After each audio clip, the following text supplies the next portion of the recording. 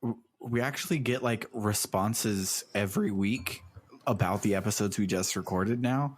Because like we've had listeners for a long time, but they listen the same way that we listen to podcasts, where it's like, oh, well, today I have to do a lot of yard work, so I'm going to catch up on this podcast that I have been putting on for the past like 7 episodes or whatever. So now like we'll talk about something and we'll like make some reference or ask a question, and the next day someone will pop on in the Discord and be like, hey, so actually that's blah blah blah, and I'm like, dude, chill, like it just came out. You can wait like 4 weeks. It's fine. How dare you watch this the day it comes out?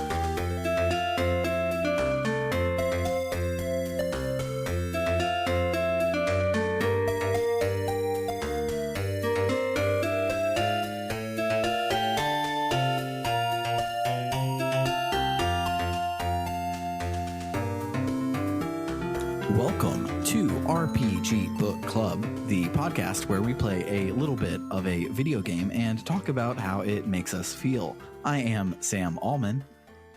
I'm Elias Sailor Eli Warren, and I'm confused about why you're a robot. I'm Maddy Grace, and I'm concerned about why he's a robot. and I am the guest Nega Sam, who is also confused. I have Wait, did it finally happen? Did Nega Sam actually murder Sam and replace him with a robot? Oh my god! No. We all knew In between 20 seconds ago before we started recording and now? We knew it was coming eventually. I wouldn't do anything like that. No. Dude, we said if anyone was going to die and or commit murder, do it while we're recording. Yeah. If you're going to replace any of us with a robot, you need to do it live so that everybody knows. Our fans demand blood. Okay, I'll keep that in mind next time. Not that I did it, but like if I were to do something like that, then parody. This is such a good for joke. legal reasons. This is a joke. Non-actionable. But I wanted to not sound the exact same because both Script Notes podcast and OG Pluscast have the joke that they should not even they should not even have to record the first 20 seconds because it's always the exact same because they say it the exact same way. And I was like, I do that too. And so I did it differently. And I landed on robot in the moment. I was going to do a funny voice, but instead Siri introduced us today. So that's what we fucking got. See, I told you I'm innocent. Sam, what we love about you is your reliability. You don't need to change. You're beautiful just the way you are. Thank you. I mean, I could do funny voices for you. A few changes might be nice, but you're fine. You're beautiful just the way you are. But new glasses, new haircut. We'll talk about that shirt, but otherwise you're perfect. Don't change a thing. But today, instead of me dying, we will be talking about how Lunar dies, and we'll be talking about the end of the game. Spoiler: Lunar dies at the end. That's the ending of the story. What happens at the end of Lunar, the Silver Star? Does he find out he's the Silver Star?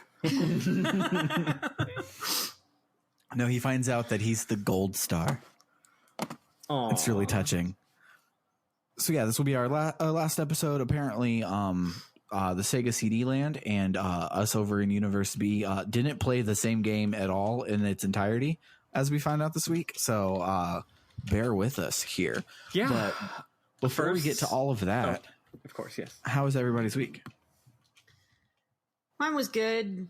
Mostly. Not much happened. We have an expansion coming out tomorrow, and I'm kind of rip. Yep, pretty much. Work has gotten slightly less stressful, but only slightly. Anytime we release those Call of Duty games, like I was talking about last week, it's always a pain. But we're dealing with it. We're getting through it, and tomorrow is Shadowlands, so we'll see how that goes. But at least I don't have to work on launch day. Yeah, That's always fun. You get to be Troy on that episode of Community and just walk in with a pizza and everything's on fire. Yeah, exactly. Other than that, not really much going on. Yeah, I had a fun week because I am trying to save monies because my job doesn't pay a lot of money. By the way, Spirit Bomb Energy for my I have a job interview tomorrow for a much better job. Oh shit! But sending. But since my current job isn't paying as much as I thought it would because of like benefits and stuff coming out, I've been cutting back where I could. And although I love Adobe Creative Cloud, it's real expensive. So I had to learn from the ground up how to edit a podcast in Reaper. So if this or last week sounded weird to you, let me know what the fuck I messed up, because I kind of was flying by the seat of my pants and relearned an entire DAW over the week. But other than that, let's see what else. What the other fuck did I do? I did something cool this week. I know I did. No, you didn't. I probably didn't. No, I don't think I did. I think. Was it played FF14? Watch Digimon. No, it was. I'm actually way behind on Digimon, so I'm like gearing up for like a summer. You take the kids. I'm going to be alone with a TV for like an hour and a half and just watch like 6 episodes back to back, which would be great. Tonight, my date is the television. Yes.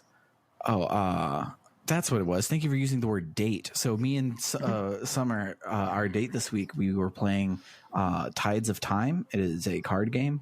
It has only 20 cards in it, and for only having 20 cards and no other pieces and very simple rules, it's like incredibly deep and really good. And the games are fast because there's only 20 cards, so you run out of things to do very quickly. But like the amount of planning and scheming and everything, and the amount of things that can go horribly, horribly wrong is very high, and it's real fun. And I highly recommend, if you have a significant other and or a person that you're constantly like hanging out with and you want it's a good like, so it's not unlike Bridge and Canasta in Phase 10. It doesn't take like 15 hours, but it's a good, that sort of game where it's like a thing you can do while the main focus is just hanging out with your friends. And I really highly recommend it, because it can get hella like schemy, thinky, aheady, for lack of a better word, for lack of any words, to be honest. And and it was real good, real fun. And me and Summer have played about like 1,100 rounds this past week. And I got it. Tides of Time. Yes, Tides of Time. I got it. I think the sequel to Echo the Dolphin. Yes, I got it for free when, I think like on a Black Friday and or Free Comic Book Day, which is basically Black Friday for Dragon's Lair in Austin a long time ago. And I played it once with my sister right after I got it. I was like, oh, that's okay. But playing it this week, it clicked, and it's real good. And I think everyone should give it a shot. Neat. What about you, Maddy? Oh boy, I had a real roller coaster of a week. If you recall last week, because apparently people listen to these episodes as they come out now. So if you recall last week's episode, I was telling everyone to send me energy and cross your fingers that I would get this job I was looking for. Well, I didn't get it, and I blame all of you for not sending enough energy. Wow. Sorry. It's your fault. And no, I was pretty devastated about it. I was really sad. I found that out on Tuesday because I really thought I had a really high chance of getting it. I'm pretty sure they were hiring 2 people and they interviewed 4 people. And also on the assessment, I got the highest score of anybody. And also I'm pretty sure I kicked ass at my interview. Like it's the best I've ever felt after an interview. So I guess just on paper, my resume wasn't quite good enough, I guess, or I suck and people don't ever want to give me a job. So it was a major bummer. It kind of kicked my ass for a couple days. And no, that was on Monday actually. So it's like the day after, like right when the episode came out. Anyway, I don't know. And then on Friday, oh wait, no, it was last Friday that I played a whole game of Twilight Imperium. It wasn't this Friday, or was it? Whatever, I don't know. And then I hung out with some friends, and then I did some shit, and it was all in all a pretty boring week. However, I do have another job. I believe I mentioned it before. It's the exact same job, but at a different department in the city. Like, it's literally the same job because they're all under contract. So, like, it's the same position in the SCIU Oakland City contract. So I'm probably going to find out if I got that one this week. So, again, send vibes, and if I don't get it, I will be blaming all of you all once again, and you will all feel bad about it. So, good. However, that was a week ago, and I feel better now. Life is fine. It's good. That's it. I didn't do anything interesting. I'm sorry you didn't get the job. Yeah, totally blue. And again, like, the fact that I really felt like I was very likely to get it is really what really got me. You know, like, I was like, it wasn't like a long shot. It was like, no, I feel really good about this one. Yep. Meanwhile, this one I'm about to find out if I got, I feel less good about, simply because the interview was a less advantageous situation. The interview for the job I didn't get was a Zoom call, and it was a panel with 3 people. So I put on makeup, I looked really good, I was very charming, I thought I was just a really likable person, had a great talk with these 3 people, whereas this job's interview was only a phone call with a single person. So it's just, there wasn't as much of an opportunity for me to, like, show my good qualities, right? But maybe they'll give it to me anyway. So who knows? But I have gone back on the job applying front because if I don't get these jobs, I'm going to want to get some other jobs. So I'm back on the whole applying for jobs thing. So whatever. Anyway, that's my life. I don't know. But again, other than that one, frankly, admittedly really big thing, life is good. Nice. I'm glad. What about you, Negasam? Have you killed any podcast hosts this weekend? Not as many as usual. It's been a bad hunting week. But no, I mean, my week was mostly sort of uneventful. Honestly, I'm kind of sad that this is my last week instead of next week, because next week I would be able to talk about my about the newest Till Death Do Us Blart Thanksgiving tradition, where my wife and I rewatch Paul Blart Mall Cop 2 and then listen to the eternal podcast Till Death Do Us Blart with the McElroy brothers and also 2 other people. I forget their names. That's an amazing tradition. My Thanksgiving tradition is watching Planes, Trains, and Automobiles with Ken, which is a great movie. I love that you watch a terrible movie every year. Yes, well, like I said, there's that podcast. It happens every single year on Thanksgiving, and they just rewatch the same movie every year and talk about it, and it is a ride. Those poor people. So yeah, that is our Thanksgiving tradition, and I would be able to share the good news of Paul Blart Mall Cop 2, which is an awful, but mostly hilariously awful, and at one specific point, genuinely hilarious movie. So there's one good scene, and the rest is terrible. Paul Blart Mall Cop 2, not the first one. Paul Blart Mall Cop is it's like a very typical. Okay, imagine if someone tried to make just kind of your typical ha-ha, silly pratfall family comedy, except it's a Die Hard ripoff. That's Paul Blart Mall Cop, and it's pretty good. Like, it's fine. It's not a good movie, but it's, like, whatever. Paul Blart Mall Cop 2 is a bunch of nonsense. It's very bad. So yeah, I might have to do that with Ken, because that sounds really fucking fun. Yeah, I recommend looking up the podcast, and, like, frankly, the backlog's worth listening to because they go on a friggin' journey, like, each time they watch it. It's a whole experience.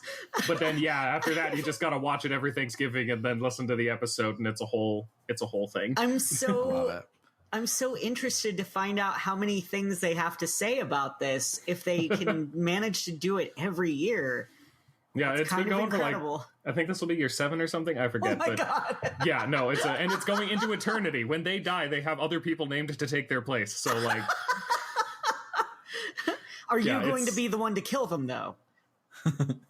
Well, I don't know. I don't think I could bring myself to kill the boys.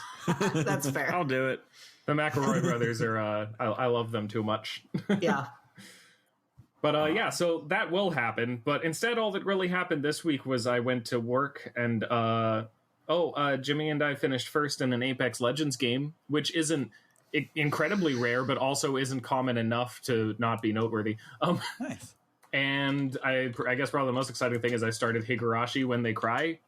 Hell yeah. Yeah.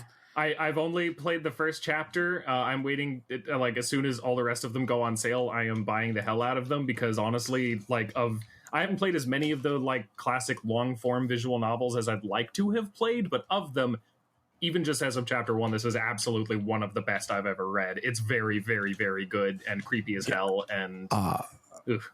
That was our first ever commissioned episode was Higurashi, so we have 2 episodes on it. If you want to, we only covered chapter 1, so if you want to, I am definitely doing that. Yeah, if you want to hear our thoughts on that, you can go back and check those out. I have started chapter 2, and it is just as good, but so I've read a lot of the Umineko manga, and when Umineko does its chapter 2 ilk, it kind of gets to the meat of it a lot faster than is going on in Higurashi chapter 2. Could just be a side effect of it being in the manga, but all I know is right now I'm like, yeah, but we know what's going on, so like pick up the pace a little bit. But yeah, that makes sense. It's great. I was very surprised actually at Higurashi's pacing. Like a lot of those longer visual novels I've played have a lot of filler nonsense. Like I was playing Muv-Luv recently, and I've heard such incredible things about Alternative. I need to get through it.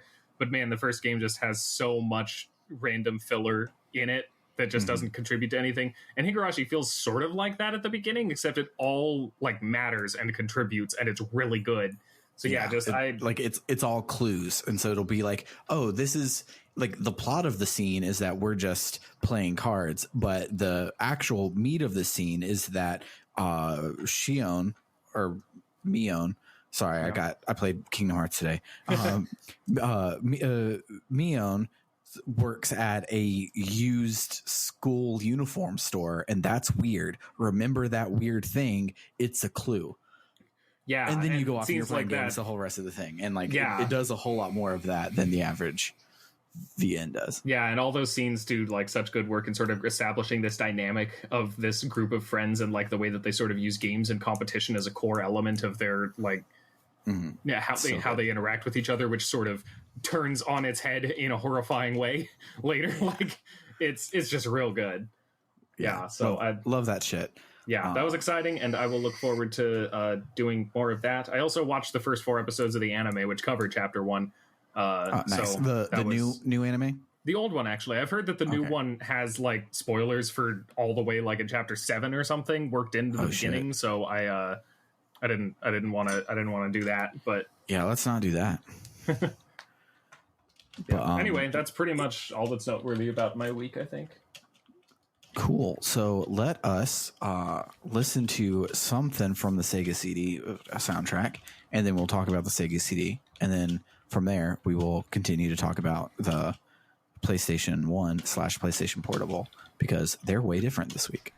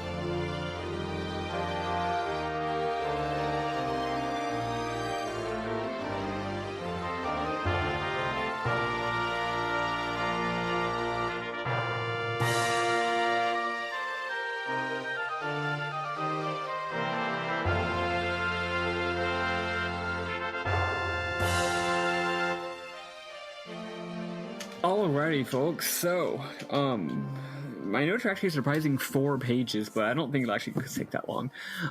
It's literally, you go through a dungeon. Anyway, so welcome to the Grindery Zone, Act 1. There's basically no plot, so I'm just going to yell about the graphics a little bit. So, floor 1. You're on a brick floor, and there's pipes everywhere. They're the walls blocking your path. So you're going through a maze where the pipes are the part where you can't go. Then you go up some stairs and go up a floor, and now you're up in the air walking on pipes. That's right, folks. The pipes are now where you can go, and not pipes is where you can't go. It's a really cute little inversion. Anyway, not only are you walking on pipes and planks, but also in the background, you can see the previous floor down there. It's dope. Love that shit. This is by far the most complex dungeon in the game. Very, very mazy. Also some up and down stuff too. Like you don't just proceed through the floors linearly. After going up, also the enemies are pretty fucking tough. I mean, not like tough, but like you have to use your brain, and they have a shit ton of health. They're way more spongy than the enemies in this game for me have not been remotely spongy. And now all of a sudden they are, which is weird. But they do give you Buko XP. But it was the point where like some of the battles were like, no, 2 of those guys?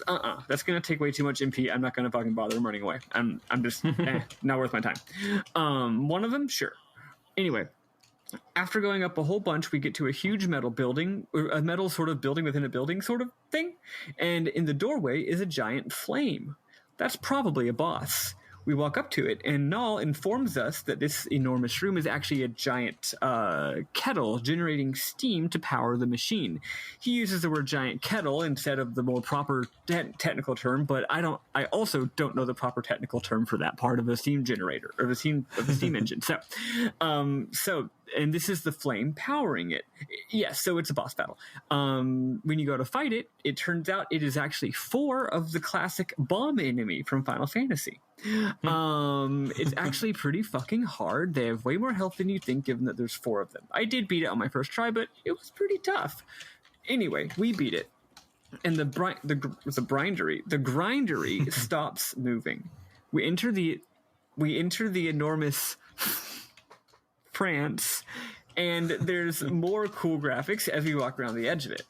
We continue up and hit the next staircase, and we arrive somewhere surprising. So we arrive in this beautiful green courtyard. I guess this is on top of the grindery. It's basically like a town with green grass and blue water and some nice walkways and trees, and the shrine music is playing. But we don't get to enjoy or explore this because the second we arrive, Null is like, fuck, Galleon's forces are hot on our trail. And then it goes into battle with like 8 frogmen, but the background the background of the battle is back inside the grindery.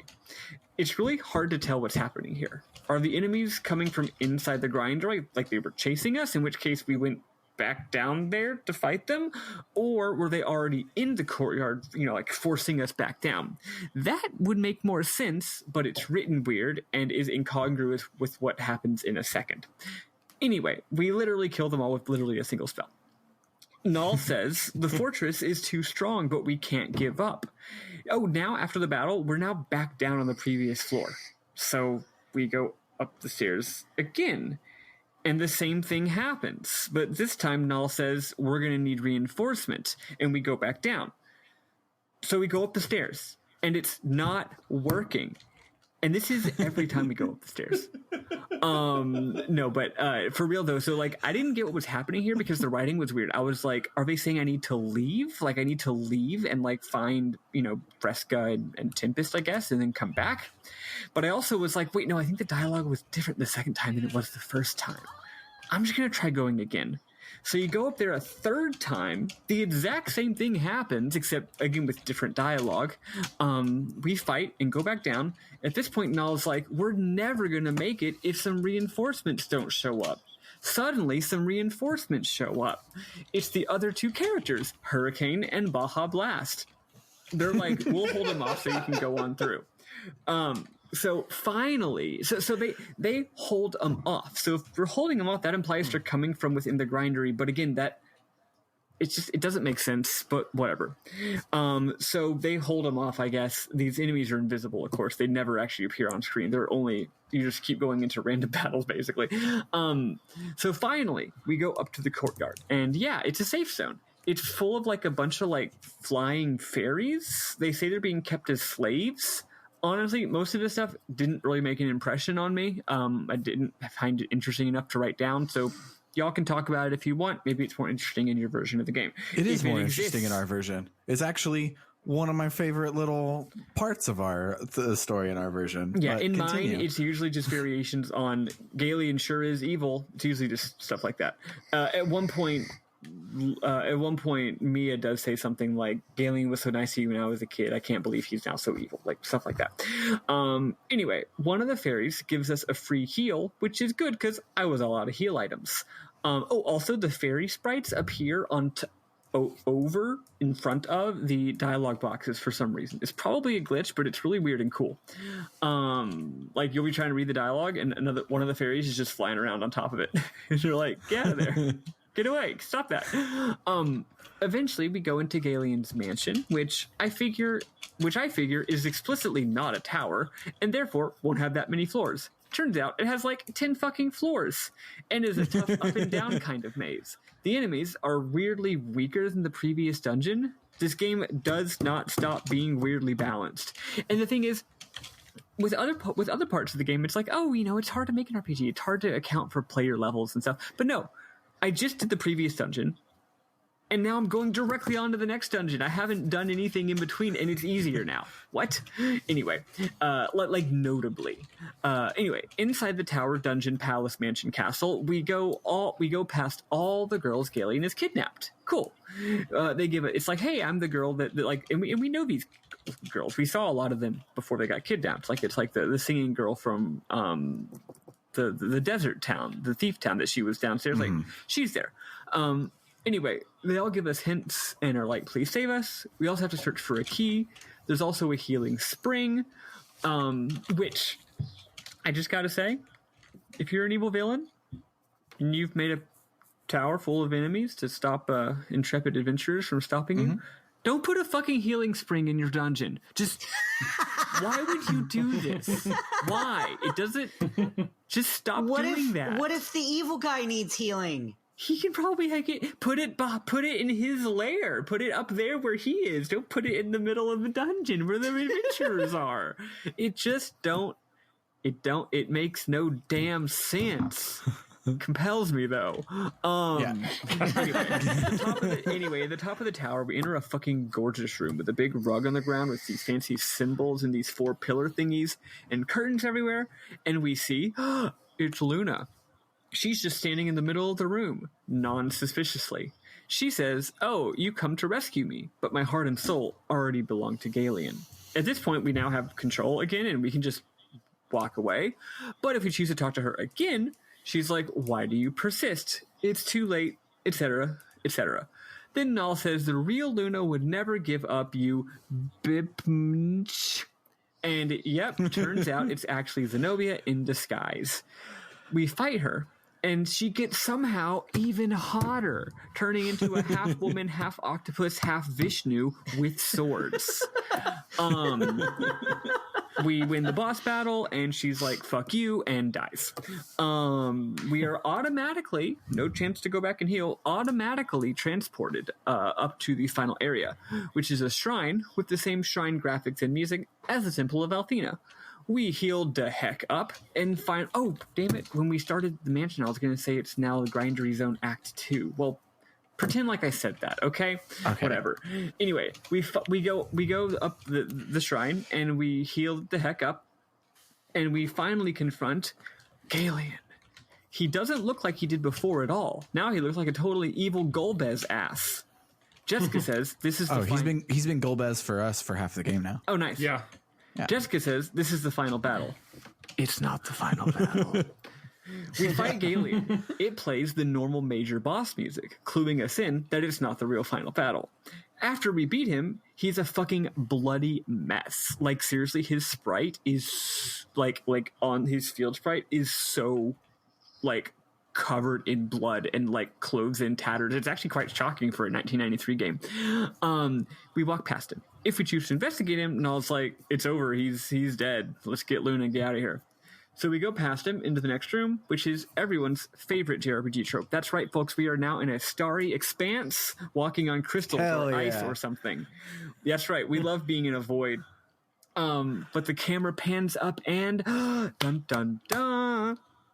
It's Luna, and she's gone full Althena mode, and also she's gone full evil mode, and she says, "How dare you invade women's spaces? Prepare to die."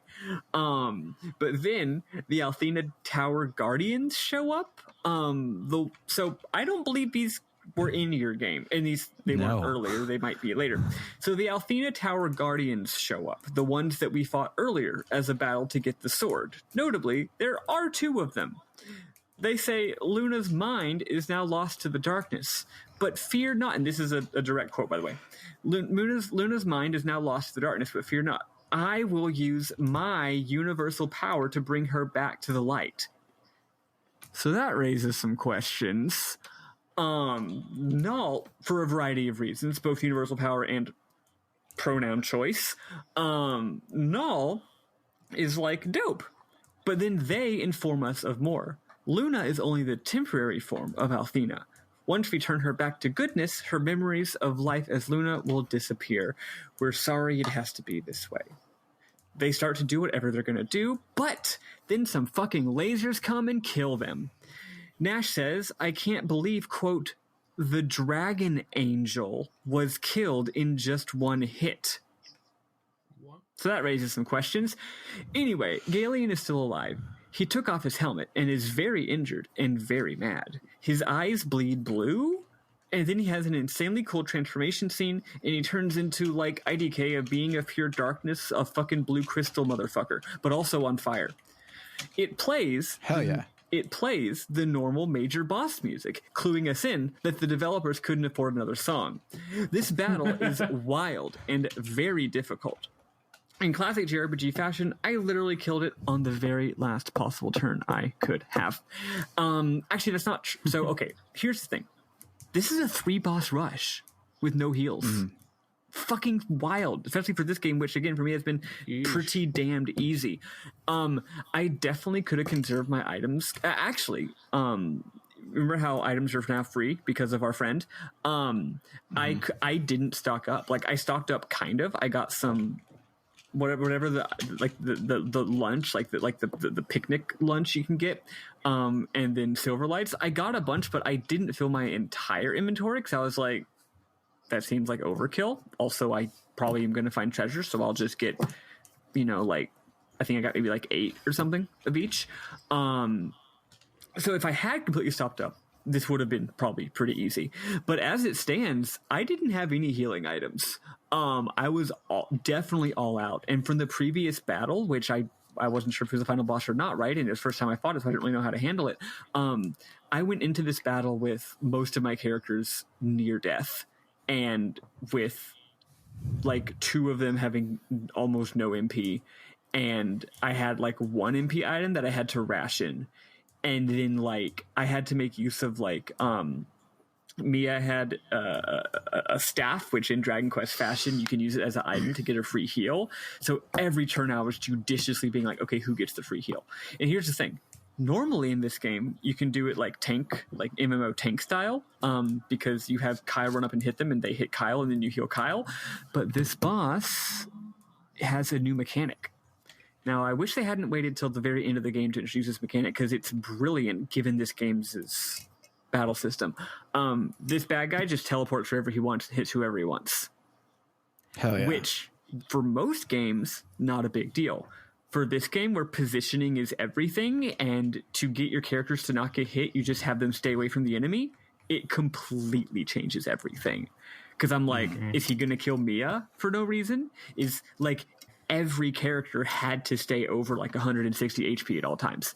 And again, I had to make very judicious use of my healing items. Oh, and I did have a couple of Herbs of Althena, which is a heal everyone to full health. But I was like, when to use those was extremely important, because I didn't have MP. I just had these things.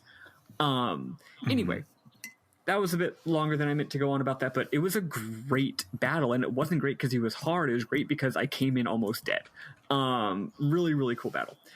Anyway, we finish him, and he's, I I said he's deaf for reals. I mean, he's dead for reals.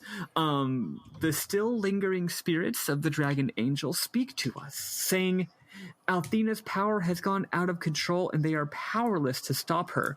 Quote, if we put her to death, your world would die too, for your souls are intertwined. As gods of compassion, we cannot execute that act.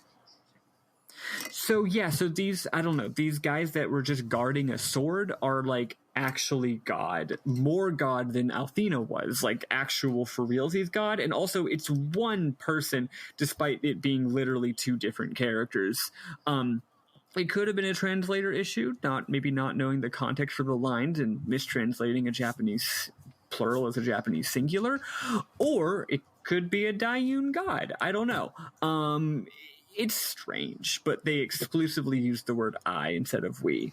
Anyway, then they say we may be able to reach her using the power of, love. Oh, they say we as in me, the player, might be able to reach her using the power of like love and friendship and shit. So they just get out of there. Now we get to talk to our party members. In case it was not already way obvious that we need to play our harp, they all hint that we need to play our harp. Also, Mia says that she knows we're in love with Luna, even though we won't admit it, even though we definitely literally already said that we loved Luna early in the game in a voiced cutscene. Anyway, also Jessica gives us a free heals. Not that we need it. So now you've got to walk that lonesome valley, and you've got to walk it by yourself. There's no one in the party who can go there with you. You've got to go there by yourself. As we walk the path, she hits us with insane lightning spells. But if we play our harp, the spells do a lot less damage. I really like this part. It kind of threw me off because you play the harp and nothing happens. Like you just play it and it does what you would normally do when you played. It just does nothing. But when you get hit by the lightning, if you go and check your menu, it hit you for a lot less damage. Kind of strange. This actually tricked me for a second because like it's obvious you need to use your harp, but I figured you'd like use it in combat, like once you get to her. I didn't think of using it in the field, and someone had to be like, using the field, idiot. And I was like, oh yeah, that makes sense. Anyway, as we get closer, she calls out to us and says she can't remember anything and she's scared and please save her. Eventually, we're getting lightning bolted with every step we take, making slower and slower progress. It's very intense. And then we get to her and we see deadass one of the most fantastically executed cutscenes I've seen in any game. It's short, it's sweet, and it's very effective. So we see a long shot of Luna Althena from Alex's POV. And she booms in a dark voice, "Who are you? Your power shields you from my spells. Don't come any closer. Why can't I hurt?" That kind of thing. Then we cut to a much closer shot as Alex presumably approaches her. And she says, "Get away. One more step and you die." Then she glows with energy, and we get a shot of Alex jumping through it, yelling. That's right, Alex, our talent protagonist, has a line, yelling, "Luna!"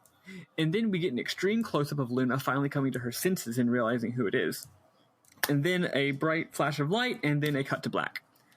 Still with a black background, Alex, so it's literally just long shot, close-up shot, Alex, Luna, cut to black. Still within a black background, Alex fades in, holding Luna in his arms. And this is just the final shot of the game. He's just standing there holding Luna. And she says, "I was trapped in a cold nightmare, but I never doubted you'd rescue me, oh Alex." Then the picture fades to monochrome, and out of the black background fades in the entire rest of the party, including Tempest and Fresca, just in like a freeze frame. The ending music we never heard before swells, and then just at the right moment it cuts to black, and that's all we get. Credits roll. It's great. It's so fucking good. It's just, you run after her, you grab her, you're holding her, there's your friends, cut to black. It's fantastic. It's a minimalist masterpiece. Also, the credits are filled with beautiful splash images of the characters' lives afterwards. Once again, hard cutting to and from the blackness, while the seriously good regal classical-ass music pumps away. We also get a shot showing us that Leica lived, and a final shot of Alex, Nal, and Luna gazing over the world and at the Earth down below. Then it says, "The end." And about a second after the music goes da-da, and it says "the end," we hear someone go, "Oops, too long?" which I had no idea what that meant. I was like, what the fuck? I'm guessing this is some kind of dumb in joke. I lost my mind when I heard that. It turns out, yeah, it was literally just an outtake that they put at the very end of the game as the last thing that happens in the game as like a joke. Oh, working designs. Yeah, it's like the end. Oops, too long. Like some lady's voice, probably Luna's voice. I don't know. It's really funny. That's the end of the game, although there is one more little thing that's interesting. Most of these games, when they have their final ending screen, there's a few different tropes that these games have. The most basic thing that most games nowadays do is you have the end screen, and then when you hit the button, you press A, and it's like, do you want to save to show that you beat the game? Because this game has like in-game content or whatever. That's modern games. There's games where it says the end, and then you hit A, and then it just boots you back to the title screen. Or there's a lot of people's favorites that a lot of JRPGs from this era did, which is the end. You can't do anything. The game does not accept any input, and the only way to be done is to turn the game off, which is a fun one. This game does one I've never seen before. This game has a the end screen, and you can sit there as long as you want. If you hit a button, it resets the game console. That's cool. So it doesn't just boot you to the title screen. It plays the Sega CD boot screen, and you hear the disc spinning up like you just reset the game console. It's the same thing functionally, but it's an interesting and weird way to handle it. The game's like, well, bye. Yeah. It's just a break command. Weird. Well, like normally you would turn the game console yourself off anyway, but the fact that you have to push a button to do it. Also, since I can't think of a game from that era, a cartridge-based era game, I know it's a CD, but it's still a cartridge-based console, where you can turn the game console off. Like you can issue a command to the game, like the turning it on and off that part of the game from the controller. That's weird. Yeah. Anyway, whatever. That's Lunar, circa 1993. Now let's travel into the future and see what the fuck is going on with y'all's stupid ass game. Yeah. So, apologies for the listeners. This is going to be like a 3-hour fucking episode because almost none of that was applicable, and then we have all of our end of a series stuff going on. God. So, well, the good news is I have literally one mem and it's a single funny line of dialogue. So. I have way more. Okay, so in Universe B, as you remember last time, we can't beat these mobs that we're easily clearing out with one move. I hope Tempest and Fresca show up. That had just happened. So now we enter into the grinder. We spoiled Maddy for once, guys. We did it. Yeah, y'all actually spoiled me instead of the way around. So we climb up to the grindery, and as we do, there are like carcasses of all of the dragons like embedded into the walls and shit. I don't know if it's this way in the PSX, but it's definitely that way in the PSP, where like you see like in a tube is just like the blue dragon's tail, like it's a Porygon ass looking tail, and then you like walk across a catwalk that is like built onto the wings of the black dragon, and it's really fucking cool. The characters don't say anything until we get to Quark, and all of the wires are plugged up into his face, like right there in us, and so they're like, oh shit, the grindery runs on Althena's magic, and it's being siphoned from the dragon's corpses. So then we have the beautiful garden that Galleon put in. But as you recall, in ours, when Luna meets Galleon way back when, he's a soft, sensitive, naturey person. Also happens to be an evil emperor, but he this shows his like the fact that he is a good guy. Twisted. He is literally Darth Vader. They didn't know this at the time. Darth Vader wouldn't show to be this until 2005. But where he's a good guy and he's trying to do the right thing, but because he's trying to do the right thing in the wrong way, he goes way off the deep end and becomes a Darth Vader. And so you see all the little fairies, and all of them are like, yeah, the Vile tribe hates us because Galleon is protecting us because we're so weak. And we would die if it wasn't for Galleon. Galleon is really cool. He's protecting us, which is really cool. I just want to butt in and say, I didn't forget that happened. That definitely didn't happen. Yeah.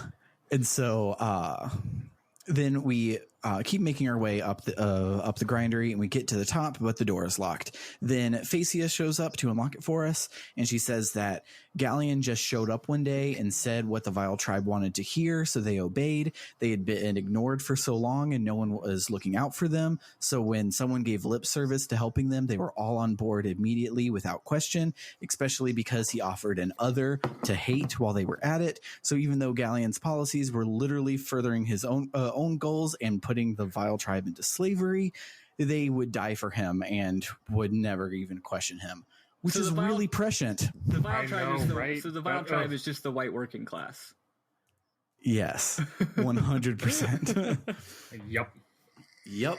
So then the other hot chicks show up and tell Phasia how much she sucks. And Phasia mentions that Althena gave herself up 15 years ago, and it was her final act of forgiveness. And since there is no God, they can, as I said last week, literally just walk over to the green earth and just say, hey, I just moved here. What's your name? Hi, I'm new in town, etc. John Mulaney jokes. And they're like, yeah, but we don't want to do that. We want to kill people instead. So she holds them off for us while we continue upward. She rules. She's my favorite reluctant villain in a game that we've played in a hot minute, but only because she's hotter than Magus. But she do be hotter than Magus. In the next room, we fight Galleon and kick his ass real easy, and everyone loudly talks about a thing that we're going to be doing soon, which is where they fucked up. You don't do that. You don't talk about a thing that's going to happen in the future. Don't refer to anything happening in the future ever. Do not have dreams. So they're like, hey, Alex, walk right up there. Luna's right there up these stairs. Go get her. And we're done with the game. Let's have our happily ever after. Fucking amateurs. So Alex walks up to Luna and she evil laughs. The one named Luna, whom you once loved, no longer exists in this world. Oh, shit. She then transforms into an angry bitch face version of Althena, and she's hot. In mine, she was already angry bitch face version, but yeah, she is. She's hot. So then the walls of the grindery all fall away, and Althena, in a kick-ass FMV, sings the Terra Tower's final form, and she sings to it, and it erupts from the ground and starts sucking all of the grass and life off of the moon. So Galleon shows up and says, hey, the first fight that you just did was just a puppet, and now and Luna was Althena's sleeper agent this whole time, and now he's going to rule the world from Terra Tower. So we fight Galleon again, but this time it's a force lost. But unfortunately, he's only as hard as his final battle will be. They didn't make him crazy hard like if you try to fight Lavos early or anything. So I was doing a lot of damage, but the graphic design of this game was holding it back. Instead of my damage being zeros to let me know this is a force loss and I should lose, the damage is just grayed out. So instead of being white damage or yellow critical or green healing, it was gray. But gray and white look about the same, especially if my brightness is all the way down and I'm playing in bed. So I wasted all my goddamn heals. Thank God there's a point where a non-point of no return here in a second, so I could go back and get more, because I wasted all of my time and all of my shit trying to survive. And I thought like, oh man, I must have been close. All my characters die, and then the story continues. Yeah, so I didn't waste all of my stuff, but I did waste I don't know, probably like a good hour or so, not including like interruptions and stuff, because I was playing it at work, and eventually just looked up a guide. I'm like, can I do that? Because I'm doing fine. I was doing just fine. And then I confirmed that it was a force loss. I was like, oh, okay, I guess I'll just let him kill me, because yeah, sure. Yeah, I played for way too long. But so back on the plot, we're all dead. Like every character is like beaten and bloodied and dead as shit. And Nal is like, well, fuck. I thought you meant y'all are all literally dead, like y'all are in hell now, and that's where the game is going. And I was like, holy shit. That'd be amazing. No. Let's talk about that different.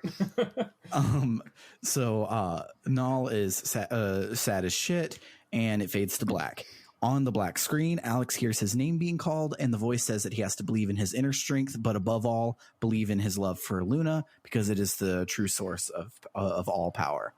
Alex realizes that this is the real goddess Althena, the dead one, not the Luna one, and he wakes up. We've been in a coma for 3 days, so we have to go find all of our party and convince them to come with us. That's the thing that happened to me, but earlier. Yep. Oh, nice. So Nash and Kyle are getting fucking sloshed at the bar, just like drinking their entire lives away. So we have to get the girls. Yep. So we get the girls to come with us to convince them to woman up and get back out there to fight Galeon. And so we do. This scene is really cute, but it basically is just, guys, you can't just drink your life away. The world relies on you. And they're like, okay. And we get back to it. So we're like, all right, let's go fight Galleon. But how do we get to Terra Tower? Our canoe doesn't have a spaceship engine, so we can't get to it. Negasam, I know you haven't beaten Chrono Cross. We're referring to a ridiculously stupid scene in Chrono Cross. Oh no, that's the Terra Tower bit. But so Lake shows up and he asks us if we still want to take Galleon down. So we say, fuck yeah. And he takes us back to Berg, to Diane's grave. Specifically, he says the white dragon will take us there. And then we disappear and show back up at in Berg. And we're like, what the hell just happened? So it might be a plot Lake twist that y'all didn't get spoiled on already. No, we know what it's here in a second. We were spoiled on it. You spoiled it for us. No, I know. Last week. I was joking for saying you weren't by saying. Oh, you okay. weren't Okay. So Lake then reveals that he is indeed Dragon Master Dine, and he tells us in a glorious FMV what happened back in the day. After killing Eiffel, here's the part where it mentions Eiffel, and Eli's game, it probably just says 15 years ago. But Yes. After killing Eiffel, Althena decided to become human and give people free will, and Galleon is pissed about that for some reason. He says people that the haven't world... had free will. People have only had free will for 15 years. I think they had Apparently free. so. I guess I didn't get the idea that they didn't have free will beforehand. Just that there was a goddess, all powerful goddess in That's charge some of real everything. Xenogears shit. Yeah, it's not. It doesn't like ever specifically say free will, but it's like the goddess was controlling everything, so it's like I thought you were like not literally free will, saying but that. like Gotcha. it doesn't literally say it one way or the other. It Gotcha. kind of like dances around it. So Wait. interpretations. I just want to mention something. So you're saying that 15 years ago, Fate no longer was able to control everything. Yes, That's interesting. we'll leave it at that. But, so Galleon's pissed about all that. He says that the world can't exist without a god to rule them. Diane says, shut up. And to help Althena become human, he gives up the power of being a dragon master. So when he does, Althena is born as a human girl, and quote unquote dragon master Diane is no more. So he changed his name to Lake and has lived in hiding ever since. That thing that just was out of nowhere and was never explained to Maddy. There's the explanation. So he tells us that we must take his sword from his grave and be the one true dragon master and go kick Galleon's butt. We take the sword, we get a Sailor Moon transformation and an amazing limit break. Sorry, Eli. And we're like, well, how do we get there? And Diane says, oh, hey, Null is the white dragon. So he then gets a Sailor Moon transformation, and we hop on his back and fly up to Terra Tower in a way less obnoxious looking FMV than the one in Chrono Cross. We climb up through the tower, and along the way, the Vile Tribe keeps trying to stop us by pretending to be Luna, failing, and then we kill them. This happens twice. The first one happens basically just like that. The second one is much bigger, and Zenobia shows up and like says, hey, you can't ever win. And we're like, we're going to win anyway. She goes, I'll show you that you're too weak. And traps each person in like a little mirror dungeon. And in that mirror dungeon, they are talking to themselves. And the themselves that they're talking to has red eyes instead of whatever color eyes they normally have. And they like talk back and forth of like, oh, like, Kyle, you don't even want to be here. You want to be abandoned. You're a criminal. You're a bad person. Why do you care about saving the world, et cetera, et cetera? And our party basically gets to all say, no, my friends are my power, and overcome their negasams and make their way out. The last one is is Alex, and he says that he'll save Luna no matter what. Not only does he have a Nega Alex, he also has a Nega Luna in there, and he has a big old speech about feelings and shit. So he says that Althena chose to be human, and that he will defend that choice to save her. So we kick Zenobia's ass, and then we run up to fight Galleon. The boss fights with the girls are really cool, but not that interesting at Great the same music, time. though. Great music, though.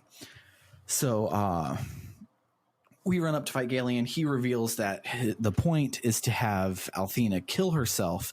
So since her soul is eternal, instead of like when he kills the Luna vessel and the spirit is trying to go and get reincarnated, he'll absorb it, he'll become the god, and he can rule over everyone. Oh, the Sephiroth gambit.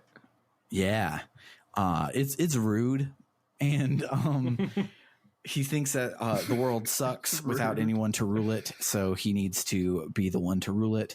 And we get a lot more of the "my friends are my power" spitting on Galleon's shoes. And Alex says that the world is happy how it is now, and no one he's ever met would want things to go back to the way they were. No one would want the world to be like being turned back into the fucking moon and not the green earth. And we then fight, and we win barely. And Galleon is real mad, and he dies like a little bitch. And so then we have to make Alex walk up to Althena, much like in Maddy's, and we survive being pwned by lightning over and over. I never thought to use the ocarina, because you can also play the ocarina from the menu in our game. I have accidentally done it once, and that's it. So I didn't think to do it here. It doesn't affect our HP as far as I can tell. In mine, if you don't do it, you will die. It actually. Not to get back to mine, but it was kind of funny. The first time I got hit by lightning, it did exactly half of my health, like precisely half. So part of my brain was like, "Oh, this is just a drama thing. I bet the next one will do half of my remaining health, right? And it'll just get lower and lower, but like never actually get down to zero." And then the next lightning one did exactly half of my max health again and killed me.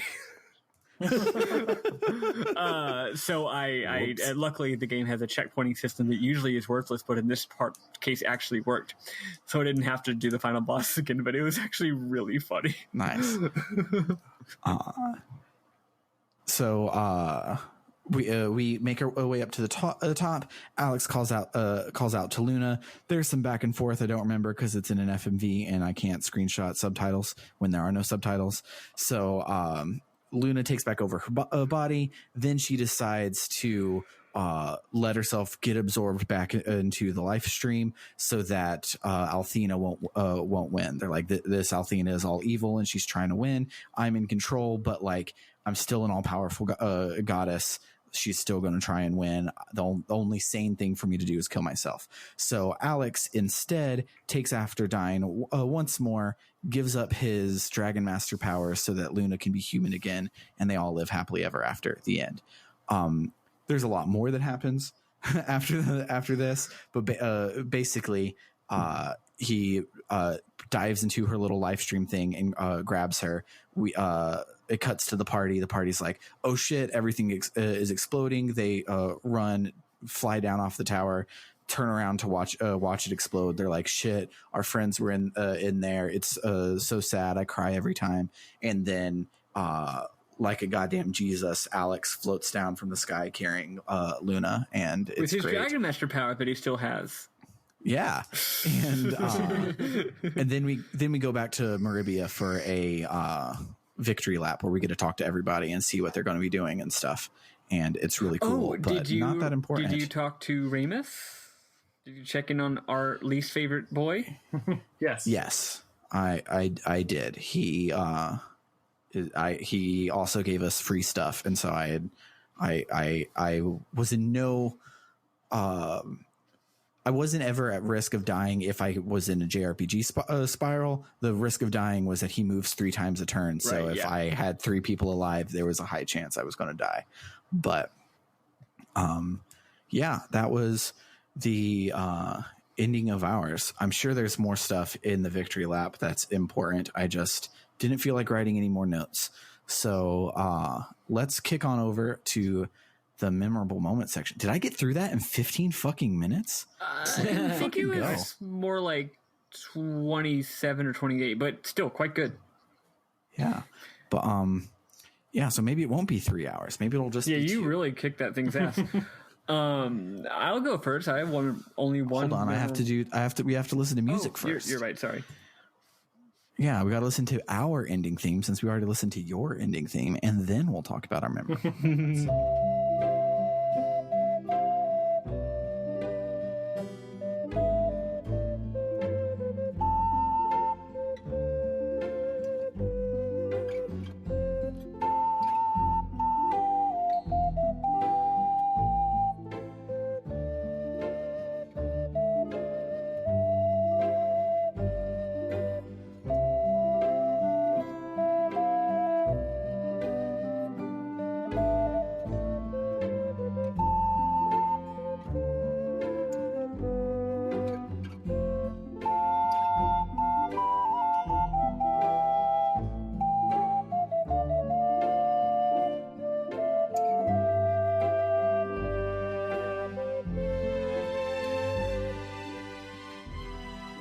All right, Maddy, go first. Yeah, like I said, I just have one.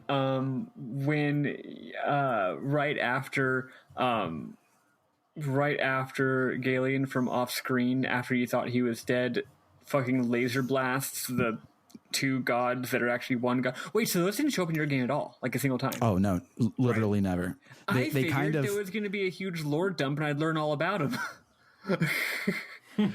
My game literally has a cosmological deity that does not appear in your game.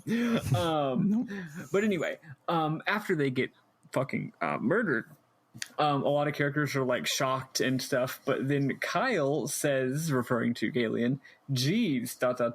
He's a stubborn son of a bubbo, isn't he?" I'm like, that sure is a fun little line of dialogue there. And yeah, that's all I got. Awesome. So I have a quick one. So in the first of 2 go around Meribia and talk to all of your friends excursions we did this week, you're outside of the bar where Kyle and Nash are getting sloshed, and you talk to this guy, and the guy's like, "Yeah, Kyle's drinking up a storm in there, and I hear he gets really dangerous." So Nash is like, "Don't worry, Alex is going to knock him out, and then I'll shit on his face." He says poop on his head, but I embellished it, and I fucking loved it. But in the post game, so I'm scrolling quickly through my my screenshots from there.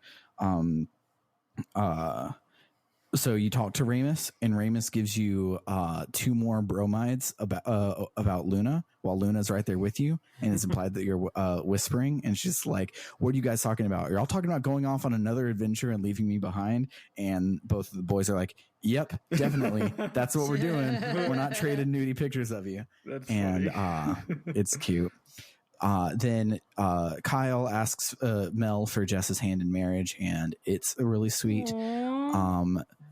Limia tells Nash and Mia that they're going to be the heads of the Magic Guild, even though she doesn't trust Nash at all, but she's confident in Mia, and Mia trusts him. And Phasia shows back up. We thought she was dead, but she is not. Tempest and Fresca show back up, and Fresca asks Luna when she's going to get knocked up, because Fresca in this game is all about being a mom. It's like she's brought it up like every scene she's been in, and it's real cute. She says, "Just think, Luna, our children will get to play together when we visit each other." And it's really cute, and that's basically the victory lap. You get back to Berg and the credits roll. But Eli, did you have any? So I guess it could be considered a memorable moment. I might as well bring it up now either way. But at the end of my game, after the credits finish, there's a bunch of outtakes. Oh yeah. Let me pull it up because they're still playing on my PSP. Here we go. What did I say, honey pants? That wasn't as I don't know how much you can hear that. I can hear It great. wasn't an Azuzu, honey pants. Look at that thing! The fortress of Althena is huge! It's not Al. Look at that thing! The fortress of Althena is huge! Oh. Al. Not Al. Nice. Look at that thing! Yeah, so it's. I'll go ahead and stop it there. But it's just all the different voice actors giving their lines and then fucking them up. And in fact, at the beginning, I'm pretty sure it was Fresca's voice actress because she was doing a bunch of like, hyas, like she was getting a horse to move. And at one point she goes, "Don't do any outtakes, please." I'm like, oh, of course they're going to do outtakes. Specifically They're like, because well, you we said weren't not to do gonna. outtakes. Yeah. And, like, there's so many. I was listening to this for like half an hour, and I still haven't gotten through all of them. Galleon has some of the best, and I'm pretty sure his actor is super fucking gay, which makes me happy. Love it. You love to see it. Yep. But yeah, that's all I got. Nega Sam, you had some information about voice acting with us, didn't you? I did, yes. Okay, so it will be one of my memoms. I've got a few memoms and then a whole that's fine. Yes. thing. So buckle up. For one, I really liked the little sort of persona face yourself moments in this one. They didn't necessarily it was pretty clear to me that they were sort of tossed in because they didn't really contribute to what the game was overall saying, but it was still kind of nice to have these moments of the characters confronting their own weaknesses and sort of like coming to terms with them. And at first I wasn't really certain about it because like the first thing that happens is that Jessica's, Nega Jessica shows up and is like, "I'm the you that you keep hidden deep inside." And I'm like, "Have you met Jessica? I don't think that's a thing for I don't think Jessica's hiding much. But it did actually do a pretty good job with a lot of these. Like with Jessica, her whole thing was like this frustration at sort of having everyone expect her to be, the good little girl who goes to be a priestess and stuff like that, but wanting to be something different. But then she's like, "Look, no one ever forced me to be anything. I'm like that there, and I'm like this out here, and that duality is fine. I'm okay with it." Like, just to sort of accept these two different parts of her life, which was cool. Which goes back to the thing that we really liked about her in like episode 1 or 2 or whatever, where she is the white mage, but in our she also fights with a big ass hammer. And I believe you said it was claws in yours, Maddy. Mm-hmm. So she's still a huge damage dealer, but also a white mage, and it's like that's who she is. I gotta say that is a common trope in things where they're like the whole thing where it's like the internal scene where like the villain or a nega version of you or whatever reveals that like you're actually like a terrible person all along, and I feel like a lot of the time it doesn't work. I'm like, no, they're not. Mm-hmm. I didn't see any of this in their actions thus far in the game. Mm-hmm. The game Life is Strange, otherwise a great game, tries to do that at the end, where it's like, hey, all your motivations for doing good, have you ever considered that maybe you just did good things because of bad motivations? And I'm like, I'm pretty sure she's a sweetheart, actually. I don't see this. This isn't landing at all. So I'm glad that this game apparently does a better job than that. Yeah, it was mostly pretty good about it for sure. Like a lot of these came down to like, Mia's sort of insecurities, that she hates the responsibility everyone's placed on her because she doesn't feel confident she can live up to them. Nash's sort of, with Nash it is actually a character problem, but it's part of his development. In a lot of these cases, it's sort of like a summary of their character arcs. Like for Nash, it literally is just kind of like, I valued people based on their power and strength and wealth, and that's not how I should do that. So, it overall works pretty well. Sorry, not Kyle's. Kyle's is fine. Alex's is the only one that was particularly weak for me because it's pretty much literally just like, you can't save Luna, you'll die. No, I'm gonna. That's just kind of it. And, very much sort of a shonen, like, oh no, at the last moment he decided he'll do it, so he does kind of thing. But everyone else is pretty was surprisingly good, I thought.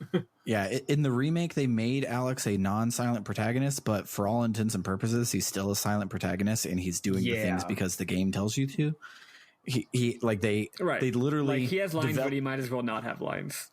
Yeah, they develop his "I'm in love with Luna" really good, and like it's a great ship, and like it's one of those things where the canon ship is my favorite. Like I wouldn't put either of them with anyone else, but it's because he doesn't like Null still talks in the scenes where he's be talking with other people, and it's not like Alex gets a lot of time to shine. So he's kind of a weak character, but it happens when you used to be silent. Yeah, pretty much. But yeah, point being, all that stuff was pretty good overall, better than I expected. There was one funny moment where Zenobia says something about once she's defeated, she's like, "Galleon told me all humans were ugly and weak," and I'm like, "You look like a very sexy human right now." Like it's kind of weird to be like, "Oh, humans are so ugly," when you like sort of took a intentionally attractive human form, but okay, whatever, sure. Or maybe it's like the Halloween thing where she's putting on something to be scary, and so she's dressed up as a hot human because she thinks they're so ugly and scary. I mean, I understand. I too am scared of very hot, attractive women, but no. So let's see. I liked that Facio was alive because there was a bit where it seemed like she might be dead, and like I don't like because they were talking about how like they're gonna need the Vile Tribe's gonna need a leader after this, and if the game was all like, and then she dies. I guess they'll be fine. Sure, why not? But then I would have been very annoyed. There was a line near the end where Mia said, like in that epilogue area where Mia says that says "I love you" to Nash, and he gets all flustered. And then she talks about all her friends that she loves, and Null does a like, "Haha, Nash, you thought she was actually in love with you," which I do not accept as canon because, frankly, the game made quite clear that the two of them were a thing, right? And that was kind of weird to me. I didn't like it, so I'm just going to decide that that's Null being a dick. Yeah. Okay, and then last memo before I do more things. I looked up in the last scene. I was like, Galleon sounds kind of familiar. Who's Galleon? Silver Star Harmony redid a lot of the voice acting, and so there are a lot of new voice actors in this, and a surprising amount of them are pretty well known. Galleon, for instance, was Troy Baker, like Joel from The Last of Us, and also like everyone else. Wait, but like Alex, way earlier though. Yeah, it was 2008. So he had like barely been. Oh, you mean they did new voice acting for that version specifically? I understand. Yeah, it's for the PSP version, so he'd been around for a little while, but still, it was before a lot of his really big breaks. Yeah, The Last of Us was 2013, and that was his big break. He was in a lot of stuff before then too. But that's awesome. Also, he's fucking great. Oh yeah, he's great. He was also Vincent and Catherine, a bunch of other things. I don't know why that's the other one I remembered. Every other game I can think of that has him in it came out after The Last of Us, which is why I think of that as being his big break. But yeah, of course there were games before that as well. Tempest is voiced by Roger Craig Smith, who I know best at least as Mirage from Apex Legends. And if they're Alex is voiced by Yuri Lowenthal, Spider-Man from the new Spider-Man game, and the Prince from the original Prince of Persia: Sands of Time, and so many people. Yeah, lots of people. And also, if there are any Critical Role fans here, Kyle was voiced by Travis Willingham, and Nash was voiced by Sam Riegel, and Althena and Luna were voiced by Sam Riegel's sister, Eden. Nice. So that's just, there were a lot of pretty well-known voice actors in here, and I just had no idea until I recognized Troy Baker at the end. So that was fun. Nice. All right, so here's the thing, and I apologize for this, but it's literally the reason why I brought you on. So okay, cool. Well, in that case, I won't apologize for it. And for that matter, since you said I had to plug my stuff more often, I make the web series on YouTube, Games as Lit 101, and my whole shtick there, at least for my major big long videos, is to dive deep into what a video game is saying with its story and how that story is told, through through gameplay and visuals and all that sort of thing, and just to sort of do this holistic analysis of what it's saying and how it says it. And so, honestly, throughout a lot of this, well, basically, you're all going to get like an unscripted Games as Lit 101 episode here, so I'll try not to make it too long, but yeah. So through a lot of this game, I was thinking like, oh, that's this is cool. Like, I connect with these characters. The setting is cool. This is a neat little story. This is fine.